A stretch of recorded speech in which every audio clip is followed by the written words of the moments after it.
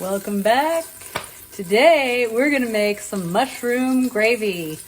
This was a request from the other day when I posted the recipe on the turkey meatloaf. This was something I served at my restaurant. It was on the dinner menu, Serendipity After Dark.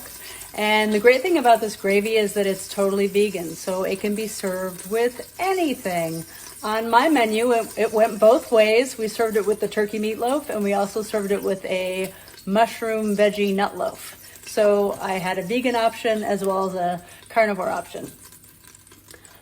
It comes together really quickly and very easily, so I wanted to walk you through it, and of course I'll include the recipe in the description. So, mushroom gravy. I've already heated up my oil, and I started out with about a tablespoon of oil. You can see it's getting pretty hot in there. So we are gonna add onion first. First things first, about a cup of chopped up onion. This is about one medium-sized sweet onion. So we add that first, and we wanna let it caramelize a little bit.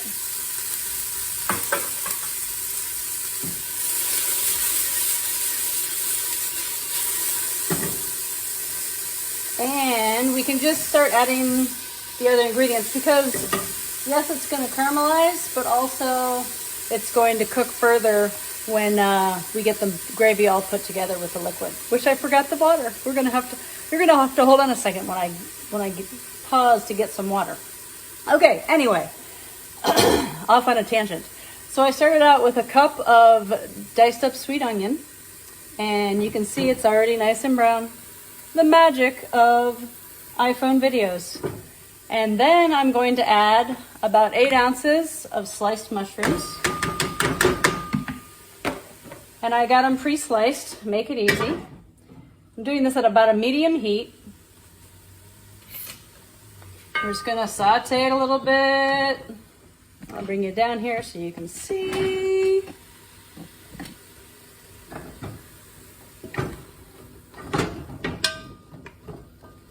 And normally with a gravy, you would make a roux or like a mixture with water and flour.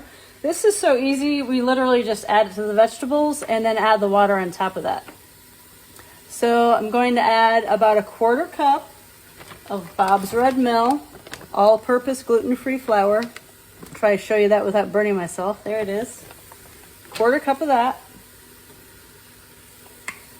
A couple teaspoons of arrowroot starch. This will make the gravy nice. It'll give it a glossy look, which is something that's attractive when you're making gravy. And it'll cling to whatever food you pour it over better. And you can see, I'm just mixing it all in there.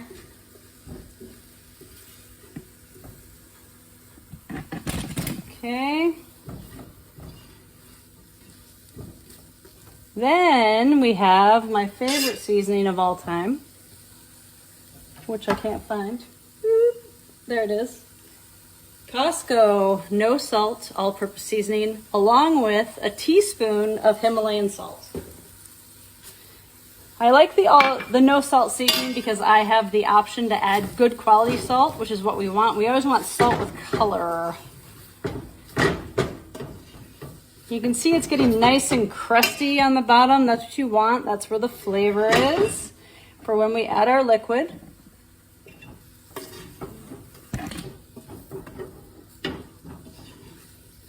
Okay, now we're gonna add about 2 cups of water.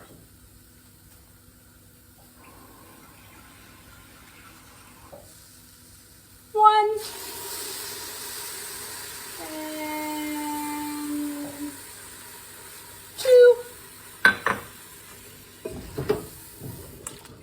You can see it's already coming together.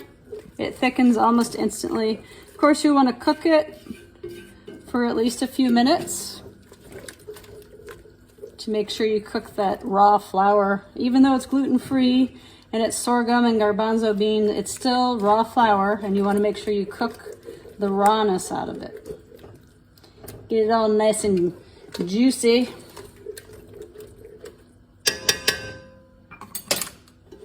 And that is just about the finished product. We're gonna let it cook a little bit longer. And that is the scoop on that gravy. I am actually gonna take this gravy and make a version of a pot pie, more of a shepherd's pie, because we're gonna use a sweet potato crust. And if you'd like, I can share that with you as well. We'll continue on in our next video. The sweet potato crust is going to include kale, one of my favorite things to hide in food. So tune in tomorrow and I'll share that recipe with you. Anyway, thanks for tuning in as usual. And until next time, stay loose.